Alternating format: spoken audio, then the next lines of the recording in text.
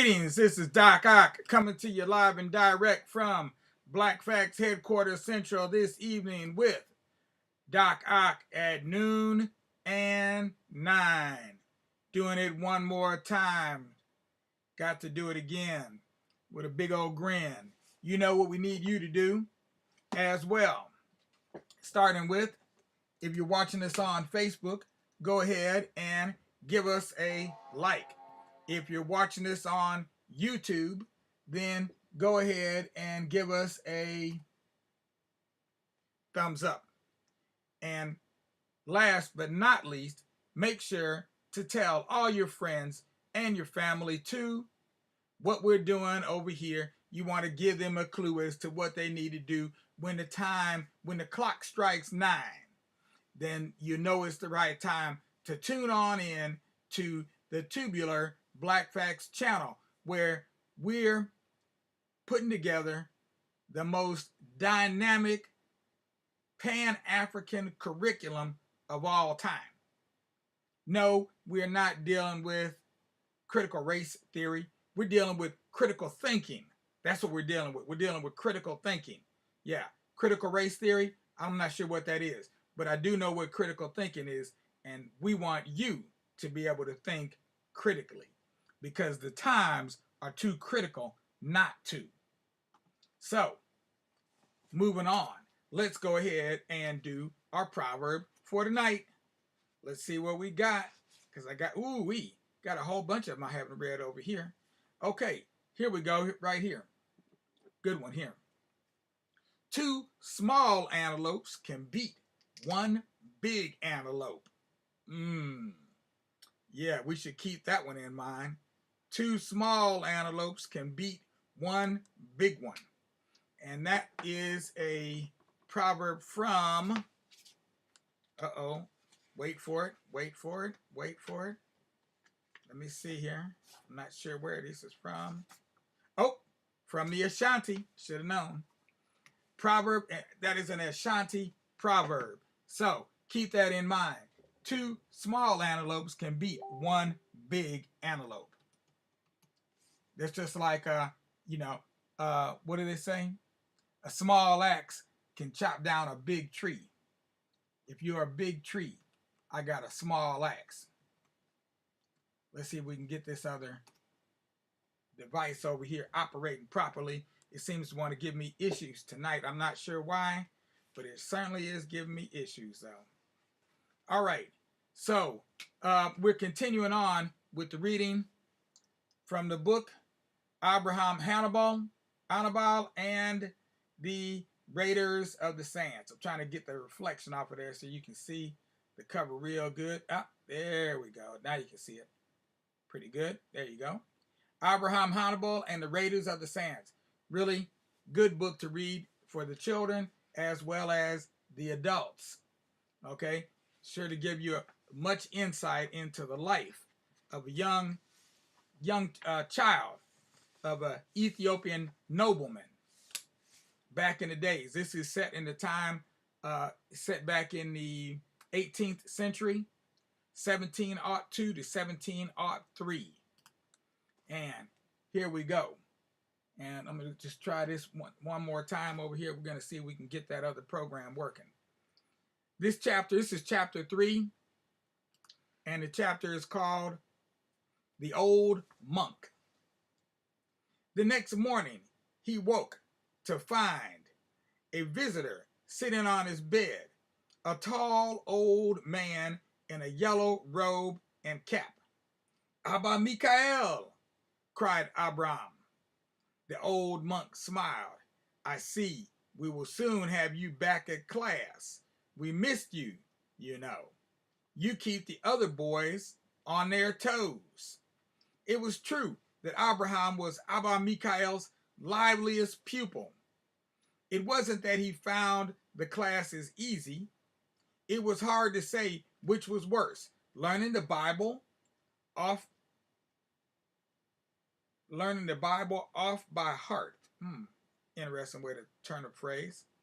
In the strange old language of the church that he could hardly understand, or coming to grips with the alphabet about the only advantage that Abraham could see to being a girl was that girls didn't have to go to school. How about that?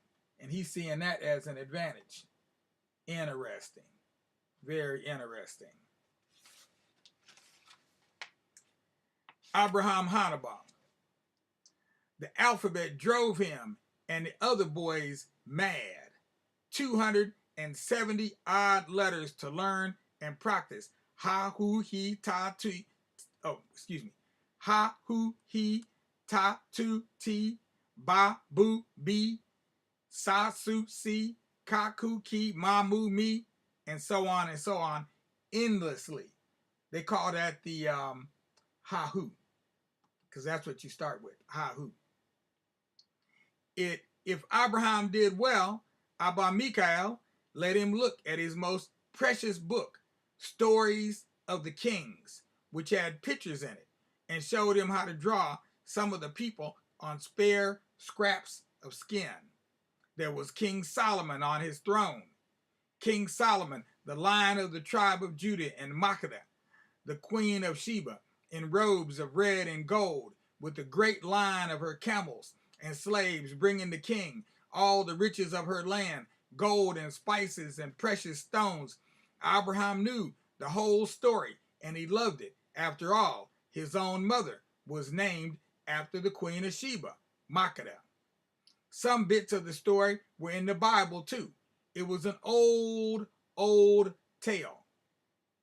When Abba Michael was in an easygoing mood, he would gather the boys round and tell them how Makeda, a great queen in Ethiopia in ages long gone by, went to visit Solomon, king of the Jews, just as it said in the Bible, and how they loved each other, and how they had a son named Menelik, who became the first Ethiopian king of kings, the forefather of their emperor, of the 3,000-year Solomonic dynasty of Ethiopia. And Abraham and his brothers would sit a little prouder, since they knew that their father, on Granny Esther's side, was also of the line of Solomon and Menelik. We'll have you back with your pens and your colors in no time. You're turning into a real little monk, you know. Maybe you'll become one. Who knows? That's what Father calls me, little monk. But I don't know. Monks aren't allowed to hunt or fight, are they? And they wouldn't get to do much riding. I think I'd miss that. I think I'd just like to be a warrior who draws pictures. He stopped and made a face. Sorry, Abba Michael, my head's suddenly hurting again. You're a brave boy, and a bright one, too. And in the strange old language of the church, Abba Michael blessed him. He stayed till the boy was asleep, and then he went down the slope to his little room in a tower by St. Mary's Church. Ah, St. Mary's Church. That would be where they have the Ark of the Covenant. So, so much for chapter 3.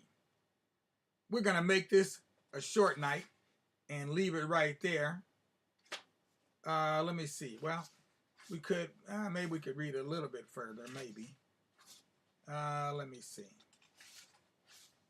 Okay, I'll tell you what. Well, you know what? We still have a couple more nights on the weekend, too. Because this book is, we can run through this book fairly quickly. Well, we'll read a little bit more. The Lord of the Sea returns. The next afternoon, Leah helped Abraham out of the hut.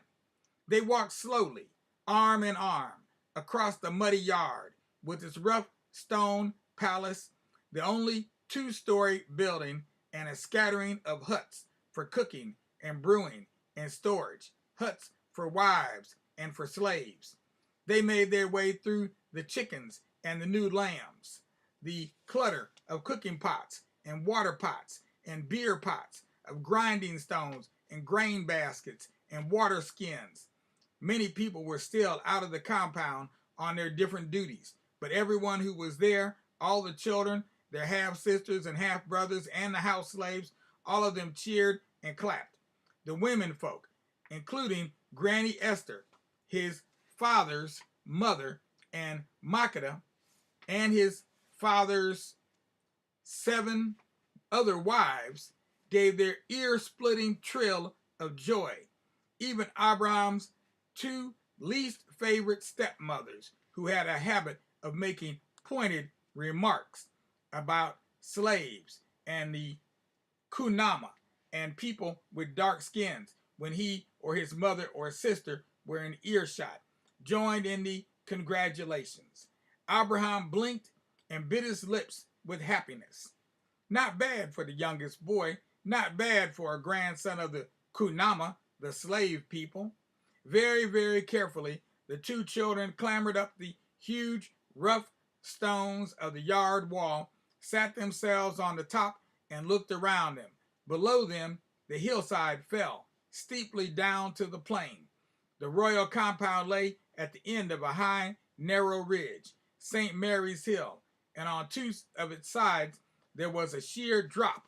On the 3rd side was a gradual slope down to the church of St. Mary, and on the 4th, the steep path down to the town.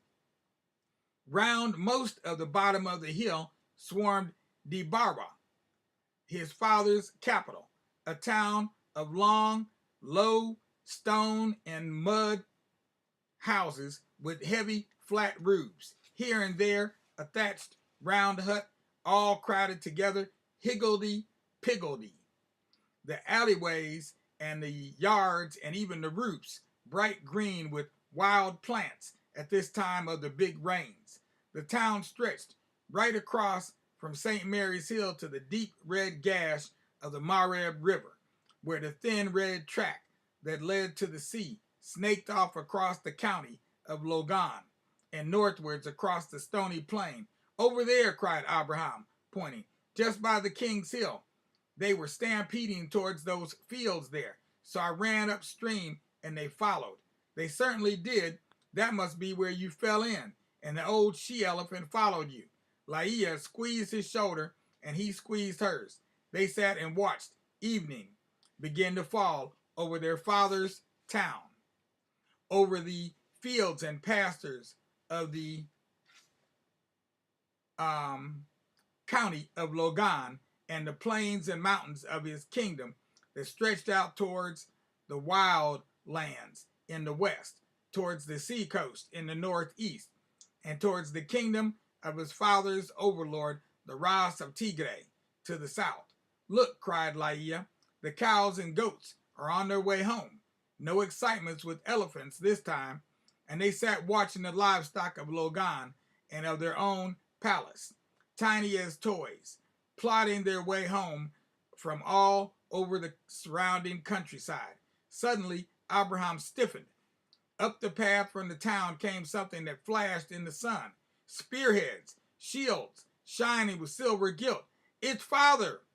They scrambled down from the wall, not caring this time about Abraham's aching joints, and rushed to the hut, where Makeda sat on the doorstep in her long white dress, spinning cotton. Father is here.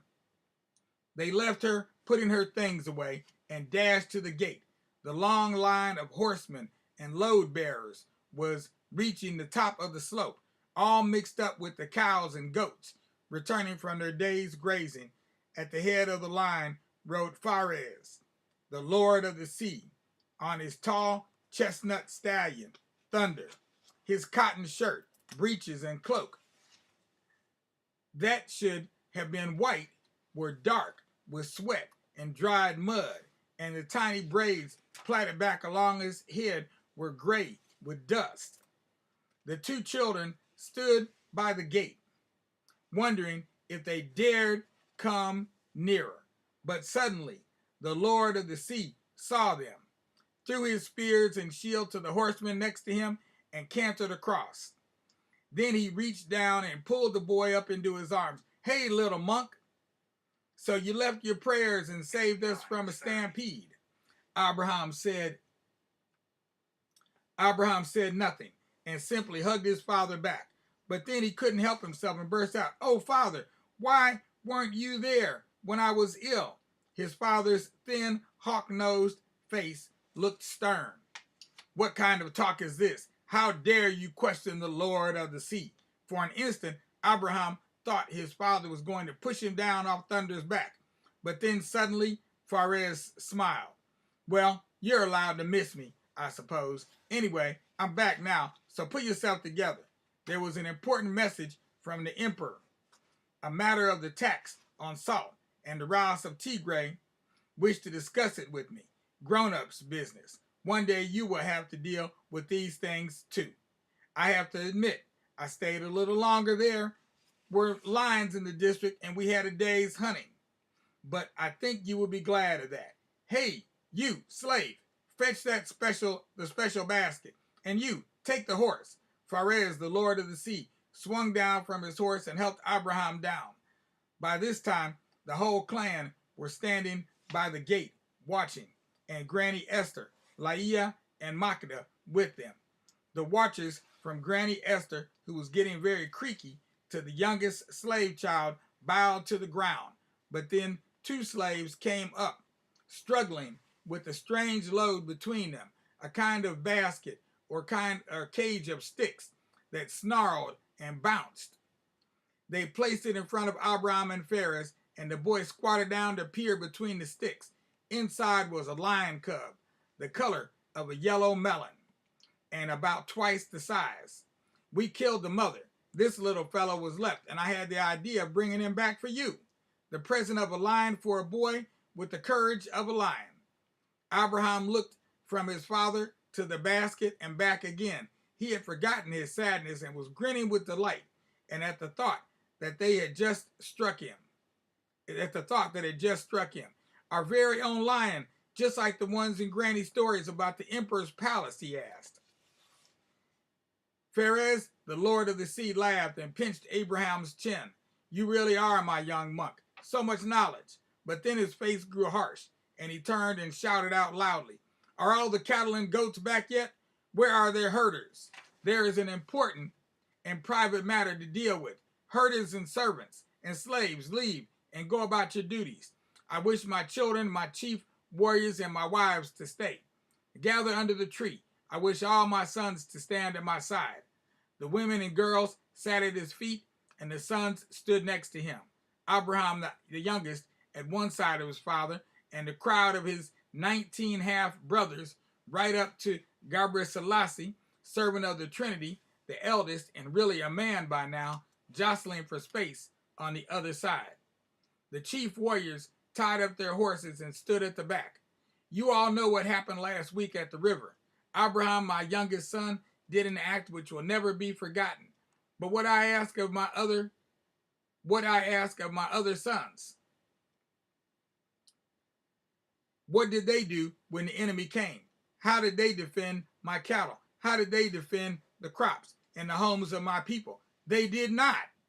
If they are not able to drive off a herd of dumb animals, how can I depend on them when the lands of the Lord of the Sea are under threat? They are cowards and lazy good-for-nothings, not worthy to be called my sons, my warriors. Seize them, tie them up."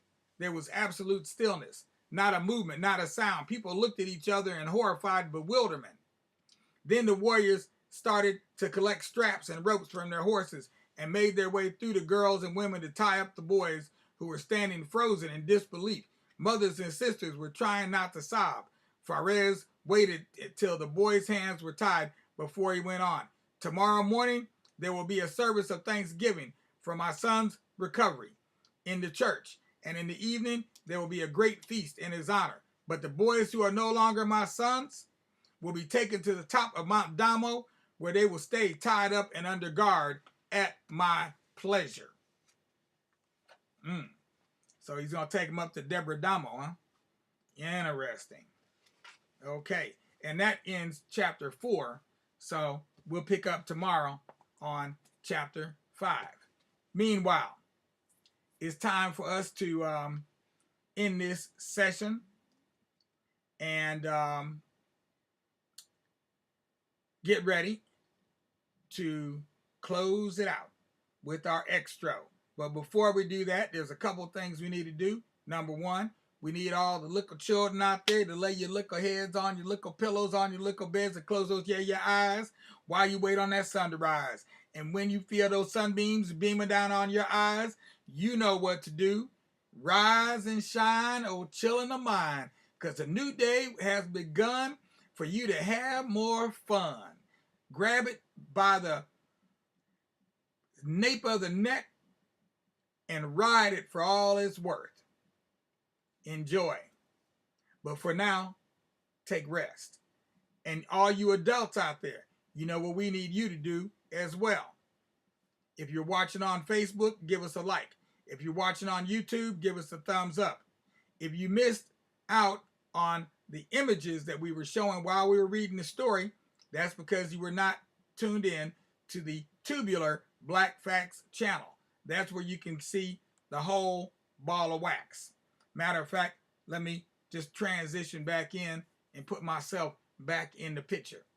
So, when you tune in the future, first make sure to subscribe. The button is right below. And then when you tune in the future, come on in to the Tubular Black Facts channel and you'll be able to see the whole picture. All right. Meanwhile, we're gone. Peace out without a doubt. Of course, with justice, because anything less disgusts us, and we don't like being disgusted, but we do like being discussed. So talk about us, spread the word, let it be heard far and wide. Black Facts is here for you. Peace out without a doubt, y'all. Oh, and let me wave to Queen C. White over here. Bam. Give her a little shout out over there.